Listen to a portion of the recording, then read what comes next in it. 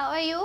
I welcome you to all in concept classes. हमने अपना last topic bisection method पूरा पढ़ लिया है and today we will starting are the next topic that is regular falsi method. Regular falsi method कहें इसको या फिर फॉल्स पोजीशन मेथड करें, एक ही बात है। ओके देखिए, पहले मैं आपको इसका कॉन्सेप्ट सिखाती हूँ। ये है क्या? मान लीजिए आपकी कोई एक्सिस है, ओके, आपका रूट किसी न किसी इंटरवल में ही लाई कर रहा होता है। मान लीजिए ये वैल्यू है आपकी x1 और दिस वन इज x2। इसमें क्या होता है, आप एक वैल्यू पॉजिटिव फाइंड करते हैं और एक वैल्यू फंक्शन की वैल्यूज एक पॉजिटिव फाइंड करते हैं और एक निगेटिव फाइंड करते हैं। वही इंटरवल हम क्या करते हैं, चूज करते हैं। मान लीजिए यहाँ पर ही कहीं पर वैल्यू पॉजिटिव आई, यहाँ पर कहीं पर निगेटिव आई, लेकिन जो ये पॉइंट है, मान लीजिए आपकी जो ये एक्सिस थी यहाँ कहीं लाई कर रही थी, यहाँ पर अगर ये पॉजिटिव जा रही है और ये निगेटिव भी आ रही है तो समथिंग कुछ ना कुछ वैल्यू क्या है इनकी है। यहाँ पर अगर हमने y2 माना हुआ है और यहाँ पर हमने y1 माना हुआ है तो यहाँ इस पॉइंट पे y1 की वैल्यू भी कुछ है और इस पॉइंट पे y2 की वैल्यू भी कुछ है। आपको इक्वेशन याद हो तो ये क्या है, ये हमारा बेसिक है। यही इक्वेशन लेके हम चल रहे हैं। इसी इक्वेशन के द्वारा ही हम यहाँ पर x की वैल्यू फाइंड करते हैं। जिस पॉइंट पे x की वैल्यू अपने पूरे इस एक्सप्रेशन को, फंक्शन को ज़ीरो कर रही होती है, उसी को हम क्या मान लेते हैं, उसका रूट मान लेते हैं। लेकिन जो x की वैल्यू ज़ीरो है वो किसी एक ही पॉइंट पे तो आ रही होगी, मतलब हमारा रूट एक ही पॉइंट पे होगा। x की वैल्यू ऐसी एक ही या दो ही होंगी जिस पे फंक्शन की वैल्यू ज़ीरो हो रही होगी। समझ रहे हैं आप? मतलब ऐसा तो है नहीं कि वो हर पॉइंट पे ज़ीरो हो रहा है। अगर वो हर पॉइंट पे ज़ीरो हो रहा है तो इसका तो कोई मतलब ही नहीं रह गया। तो मान लीजिए कि ये कहीं यहाँ पर ज़ीरो हो रहा था, लेकिन हमने इंटरवल यहाँ लिया है, तो यहाँ पर और यहाँ पर फंक्शन की वैल्यू कुछ ना कुछ तो रही होगी। मान लेते हैं ये पॉइंट क्या है, x1 और y1। हमारी इक्वेशन है f(x = y). ओके, जब हमने y1 रखी तो मान लीजिए हमारी फंक्शन की वैल्यू आ गई f(x1). ओके, और जब हमने y2 रखी तो हमारी फंक्शन की वैल्यू क्या आ गई, f(x2) आ गई। समझ में आया? ये दो फंक्शंस आ गए। वैसे ही हम क्या करेंगे, और इसमें एक बेसिक पॉइंट क्या होता है, आप बाइसेक्शन मेथड में क्या कर रहे थे, आप वैल्यूज भी रिप्लेस कर रहे थे एंड एल्जेब्रिक टर्म्स भी रिप्लेस करते जा रहे थे। जैसे मान लीजिए आपका x1 = 2 है और x2 = 3 है। इनके बीच में कोई पॉइंट आया, मान लीजिए x आ गया, ओके, वो आ गया समथिंग 2.3। ओके, जब वो 2.3 आ गया तो हम क्या करते थे, इस पूरी, जैसे ये पॉजिटिव आ गया फंक्शन में, ये पॉजिटिव था, ये निगेटिव था, तो हम क्या करते थे, इस x1 को पूरा हटा देते थे और उसकी जगह पे क्या आ जाता था, x = 2.3। लेकिन अब हमें क्या करना है, ये x1 जो है इसकी एल्जेब्रिक वैल्यूज यही रहेंगी। हम ये वाले टर्म्स नहीं चेंज करेंगे, हम ये कॉन्स्टेंट्स चेंज करेंगे। मतलब अब हो जाएगा x1 = 2.3। ओके, मतलब हम हर केस में x निकालेंगे, हर केस में ही x निकालेंगे, लेकिन और ये वैल्यूज़ क्या करती जाएंगी, इन दोनों के कांस्टेंट्स को रिप्लेस करती जाएंगी, ना कि ये एल्जेब्रिक टर्म्स को रिप्लेस करेंगे। समझ में आया आपको? ये सब ये करने वाले हम रेगुलर फाल्सी मेथड में। अब देखिए,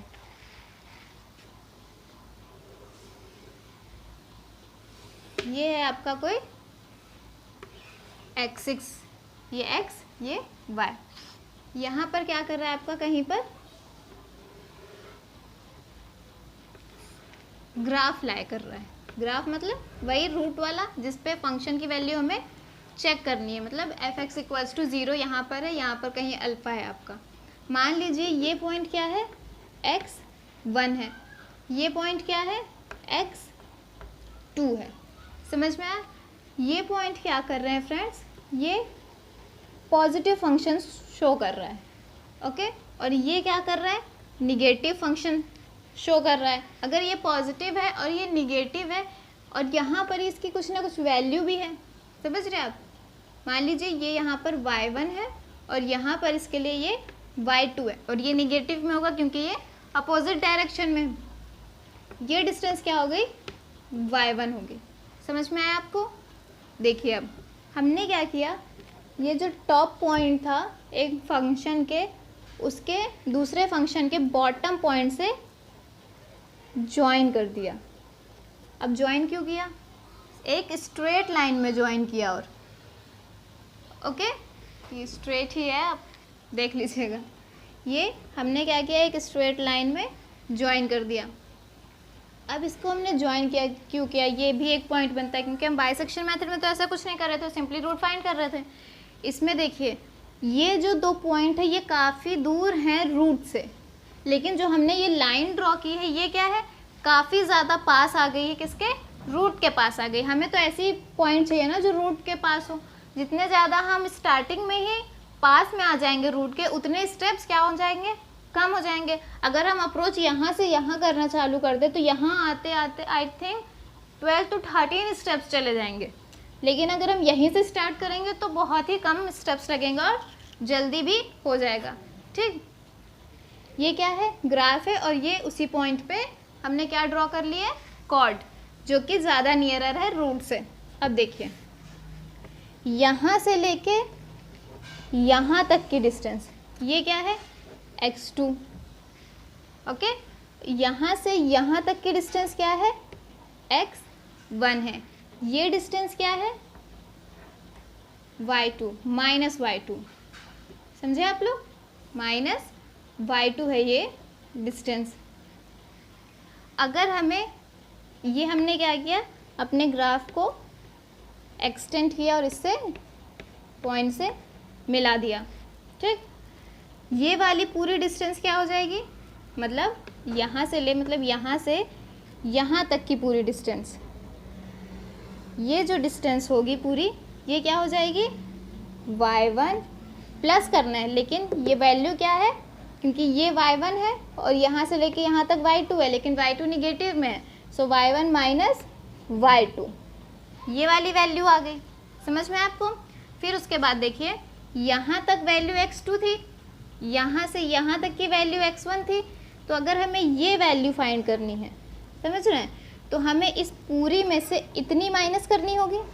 ये x1 थी, ये पूरी x2 थी, तो जब हम x2 माइनस x1 करेंगे तो हमें क्या मिल जाएगी, ये वैल्यू मिल जाएगी, ये वाली लेंथ मिल जाएगी किसी ट्राइंगल की। ये आपको दिख भी रहा होगा कि ये क्या बना रहा है, एक ट्राइंगल बना रहा है, और ये क्या है, स्मॉल ट्राइंगल है, जो कि यहाँ आप इसके कॉर्ड से बनाएंगे, इसके कर्व से नहीं। ओके, अब इस पॉइंट को लेट कर लीजिए, मान लीजिए ये ए है, ये बी, यहाँ पर ये सी, ये D, E, this is F, this one is G. Okay, अब यहाँ पे देखिए हमारी ए टू ई, इसकी लेंथ क्या आ गई है, y1 माइनस y2। ओके, फिर E से D की लेंथ क्या आ गई है, x2 माइनस x1। E से D की लेंथ क्या है, x2 माइनस x1। सिमिलरली ये पूरी डिस्टेंस क्या है, AF। AF क्या है हमारी, y1। F और B, इसकी डिस्टेंस क्या है हमें पता नहीं, क्योंकि ये वाला पॉइंट हमें नहीं पता है। सो FB क्या कर लेते हैं, फाइंड करनी है।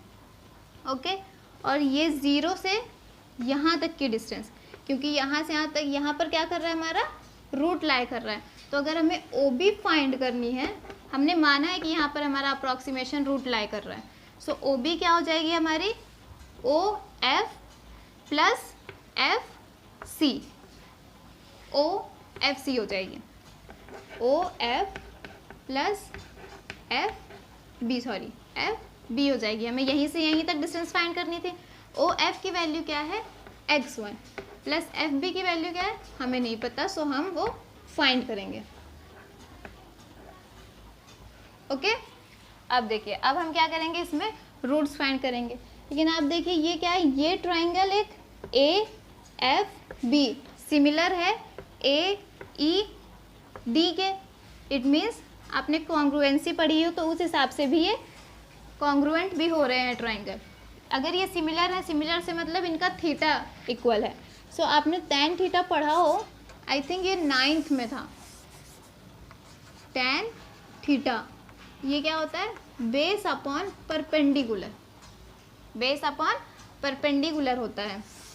सो फर्स्ट केस में जब ट्राइंगल लेंगे हम A F B, triangle A F B, तो इस केस में tan थीटा क्या आएगा, F B upon A F. Okay F B upon A F.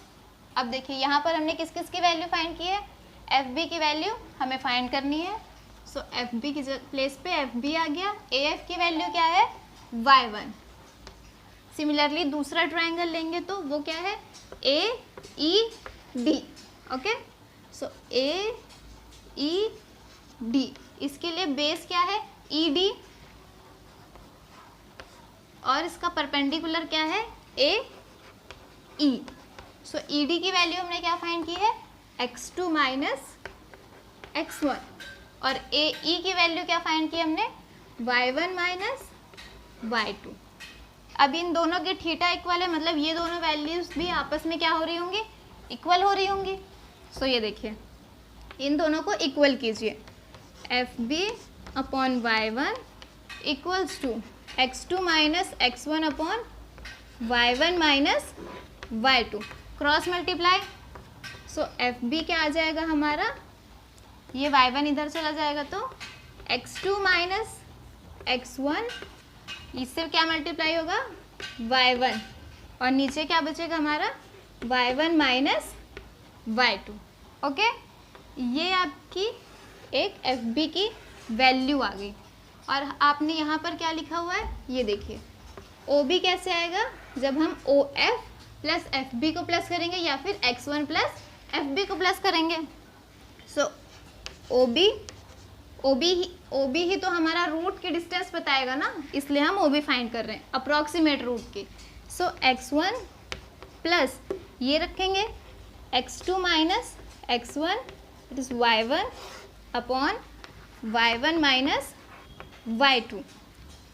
Okay ये इससे क्या होगा मल्टीप्लाई करेंगे हम, तो देखिए अब क्या हो जाएगा x1 y1 इसके आगे का है। ओके फिर ये माइनस से फिर x1 इंटू y2, यहाँ पर देखिए x1 y1 minus x1 y2, इसके बाद ये इन दोनों से अंदर मल्टीप्लाई होगा तो plus y1 x2 minus x1 y1 upon y1 minus y2। Okay तो ये और ये कट हो जाएंगे, सो हमें मिलेगा क्या y1 x2 minus x1 y2 upon y1 minus y2। समझ में आया आपको? आई होप आपको ये समझ में आ गया होगा। हमें क्या मिल गई, दो इक्वेशन मिल गई, दो इक्वेशन से हमने एक इक्वेशन ट्रांसफॉर्म की। अब आपको मैंने स्टार्टिंग में बताया था कि जो y1 होगा वो किसी पॉइंट पे अपना फंक्शन होगा। ओके जब ये फंक्शन होगा तो y1 की वैल्यू क्या थी, y1 की वैल्यू थी fx1 और y2 की वैल्यू थी fx2। सिमिलरली हमें बस y1 की जगह fx1 प्लेस करना है और y2 की जगह पे fx2 प्लेस करना है। सो इस इक्वेशन में y1 की जगह fx1 प्लेस करेंगे और x2 माइनस x1 वैसे ही रहेगा और y2 की जगह fx2। देन नीचे y1 माइनस y2 है तो fx1 माइनस fx2। ये है हमारी required equation to solve the regular Falsy method or to find the roots. Okay, roots क्या किया हमने, रूट्स ये मेथड आपने जैसे बाइसेक्शन में x1 + x2/2 किया था तब उससे रूट आ रहा था, इसमें हमें यहाँ पर वैल्यूज रखनी है, x1 या x2 की वैल्यूज रखेंगे और उसके बाद क्या निकालेंगे हम, उसका रूट निकालेंगे। फिर क्या करेंगे, वैल्यूज रिप्लेस करेंगे, एल्जेब्रिक टर्म्स रिप्लेस नहीं करेंगे।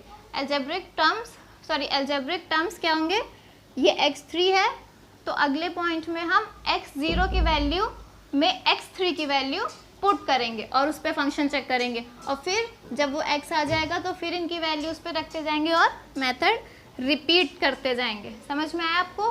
हमें क्या करना है, जब इससे कोई पॉइंट आया उसको मार्क किया, उसका फंक्शन चेक किया, फिर उससे लाइन बनाई, लाइन की इक्वेशन निकाली, लाइन की जब इक्वेशन निकाल लेंगे फिर उसके बाद क्या करेंगे, फिर उसके बाद इसमें वैल्यू पुट कर फिर जो हमें इक्वेशन दी हुई होगी उसमें वैल्यू पुट करेंगे। ओके, फिर उससे हम क्या करेंगे, अपना अप्रॉक्सीमेशन फाइंड करेंगे। आई होप आपको ये समझ में आया होगा। कल एक क्वेश्चन के साथ इस टॉपिक को क्लोज करेंगे जिससे आपको बहुत अच्छे से समझ आ जाएगा। So I think this is all for today. Thank you and bye bye.